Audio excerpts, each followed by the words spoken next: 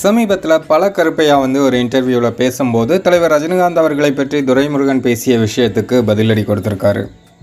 அதாவது நடிகர்களை பொறுத்தவரையும் அவங்களுக்கு பல்லு போனால் என்ன, மூக்கு போனால் என்ன, மார்க்கெட் இருக்கிற வரையும் அவங்க நடிக்க தான் செய்வாங்க. மக்கள் ஏற்றுக்கிறாங்க, அவங்க நடிக்கிறாங்க. அதில் என்ன தவறு இருக்குது?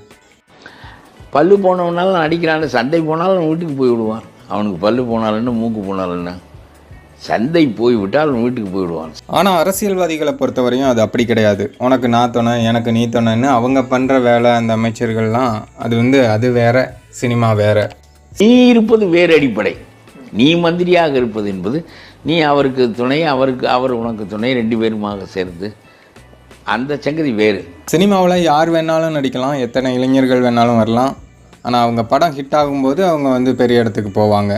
இப்போது சூப்பர் ஸ்டார் எடுத்துக்கிட்டாலும் இத்தனை வயசுலேயும் அவர் தான் நம்பர் 1 இடத்துல இருக்கார், அவர் தான் அசைக்க முடியாத இடத்துல இருக்கார். எத்தனையோ இளைஞர்கள் வராங்க, நடிக்கிறாங்க. ஆனால் அவர் இடத்த யாராலையுமே தொட முடியலையே, இன்னும் அசைக்க முடியாத இடத்துல தானே இருக்கார்.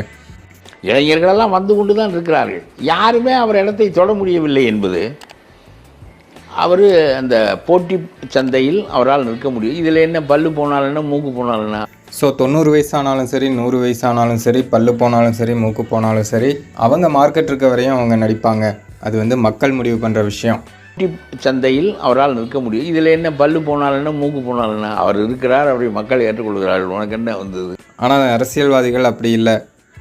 உங்கள் கட்சியில் யாராவது ஒரு இளைஞர் வர முடியுமா?